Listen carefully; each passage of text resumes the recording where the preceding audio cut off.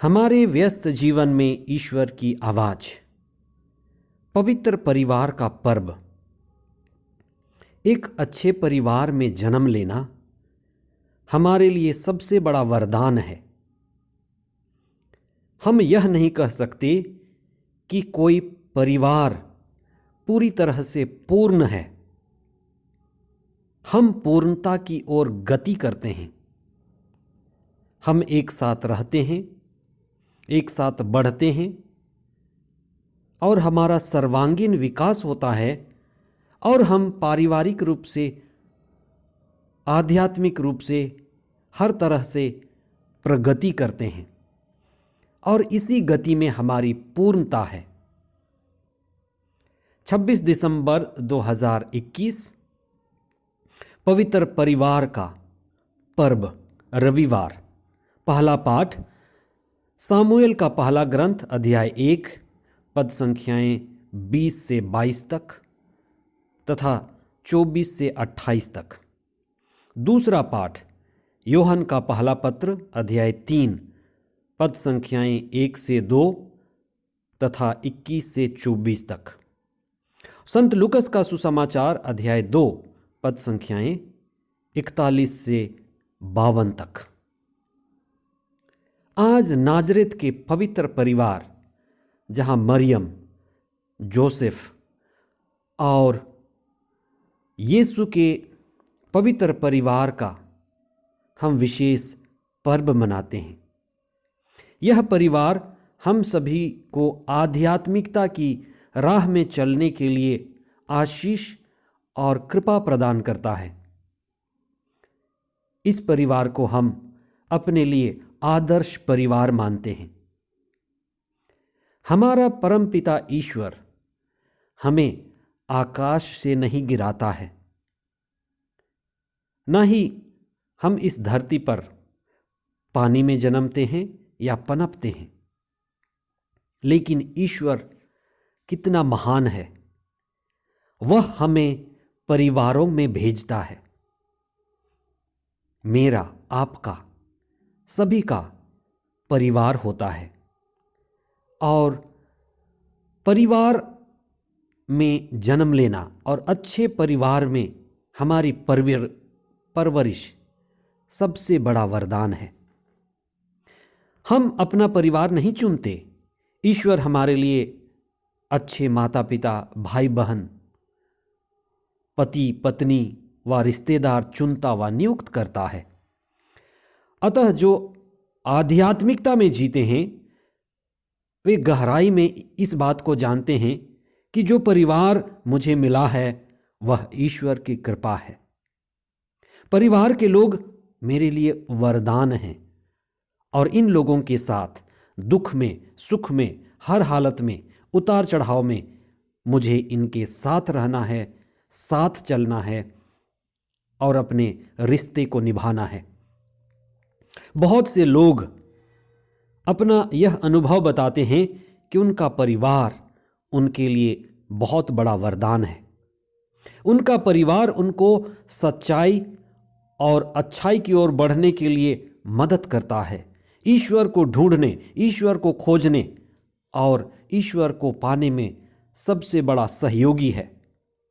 Bible हमें बताती है कि विशेषकर उत्पत्ति ग्रंथ इस बात को प्रमाणित करता है कि ईश्वर ने सारी सृष्टि की रचना की और उसने सभी जीव जंतुओं को भी बनाया, पर मनुष्य को एक योग्य साथी नहीं मिला। आदम को सुयोग्य साथी सिर्फ और सिर्फ हेवा में मिला। इसीलिए हम कहते हैं कि ईश्वर परिवारों को जोड़ता है और हम सभी मनुष्यों को परिवारों में भेजता है। इसलिए परिवार ईश्वर का वरदान है। ईश्वर ने मनुष्य को परिवार में बनाया, इसीलिए पारिवारिक जीवन को भी हम एक बुलाहट मानते हैं। मनुष्य अपने माता पिता को छोड़ेगा और अपनी पत्नी के साथ रहेगा। आदर्श और विश्वासी धर्मपति और पत्नी अपने संतानों को भी ईश्वर की संतान की तरह स्वीकार करते हैं और उन्हें विश्वास में बढ़ाते और उनकी सेवा और परवरिश करते हैं। आज का दूसरा पाठ कहता है कि वास्तव में हम ईश्वर की संतान हैं। हम हैं परिवारों में, हम जीते हैं परिवारों में, लेकिन वास्तव में हम ईश्वर की संतान हैं। इसलिए आज हम इस पर विशेष चिंतन करें कि एक मजबूत, विश्वासी और आध्यात्मिक परिवार का आधार क्या है। पवित्र परिवार का आधार क्या है। आज के पहले पाठ में हम सामुएल की मां अन्ना और उनका पति एल्काना, जो ईश्वर में विश्वास करते थे, उनके बारे में पढ़ते हैं। उनका जीवन ईश्वर के प्रति समर्पित था और ये पूरा परिवार ईश्वर पर विश्वास करने वाला परिवार था।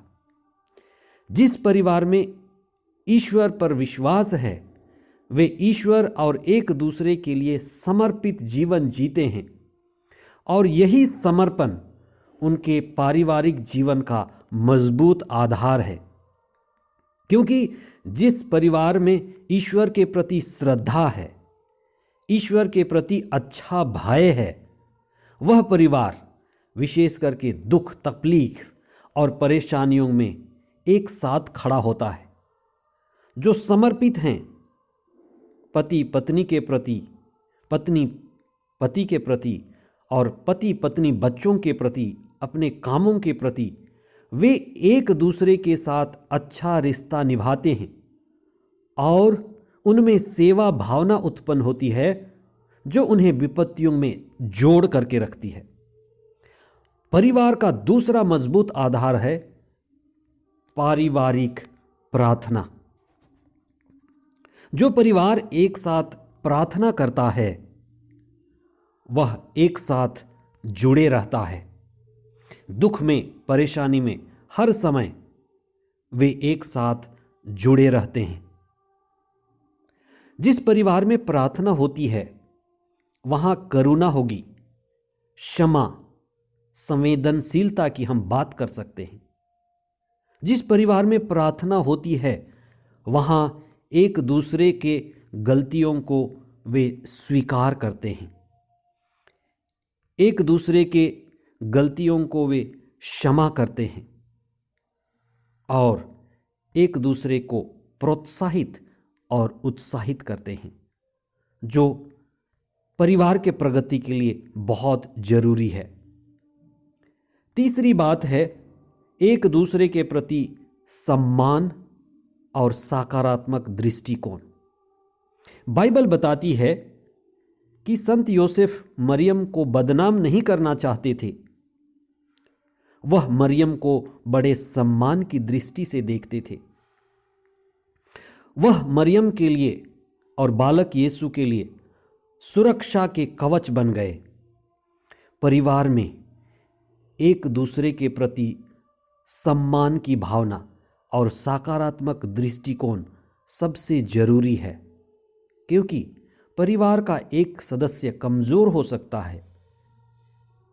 चेन के एक कमजोर कड़ी की तरह कोई मजबूत तो कोई कमजोर हो सकता है, लेकिन जब हम सकारात्मक दृष्टिकोण रखते हैं और एक दूसरे के प्रति सम्मान रखते हैं, तब हम एक साथ खड़े होते हैं और उसी में परिवार की मजबूती है। आज का सुसमाचार कहता है कि प्रभु यीशु माता पिता के साथ नाजरेत गए और उनके अधीन रहे। चौथी सबसे महत्वपूर्ण बात यह है कि बच्चे माता पिता का सम्मान करें, उनके अधीन रहें, उनका आज्ञा पालन करें और उस परिवार में प्रभु की आशीष आती है। उसी तरह से माता पिता अपने बच्चों को खिझाया ना करें, लेकिन प्रेम से उनकी परवरिश करें। तब जो माता पिता त्याग, तपस्या और बच्चों के लिए जो भी मेहनत करते हैं, उसका फल आशीष के रूप में उस परिवार को अवश्य मिलेगा। प्रभु उस परिवार में उपस्थित होंगे और आशीष देंगे। आइए हम विशेष प्रार्थना करें कि हम परिवार के लोगों को अपने प्रार्थना के द्वारा उत्साहित कर सकें और उनके लिए मध्यस्थ प्रार्थना करें। हे प्रभु, हम सभी परिवारों के लिए तुझे धन्यवाद देते हैं। हे प्रभु यीशु, तूने स्वयं परिवार में जन्म लेकर परिवार को महिमान्वित किया। अपने पालक पिता जोसेफ और माता मरियम के अधीन रहे, उनका आज्ञा पालन किया और हमें सिखाया कि माता पिता के अधीन रहने में हमारे परिवारों को आशीष मिलती है। हमें आशीष और कृपा प्रदान कीजिए कि हमारे सभी परिवार आशीष और कृपा में रहें। माता पिता बच्चों को अच्छी राह दिखा सकें, परिवार में प्रार्थना कर सकें और एक दूसरे के प्रति आदर और सम्मान की दृष्टि रखें। प्रभु, हमारे सभी परिवारों को आशीष और कृपा प्रदान कीजिए। जो बुजुर्ग हैं, कमज़ोर हैं, उन्हें विशेष आशीष और कृपा मिले।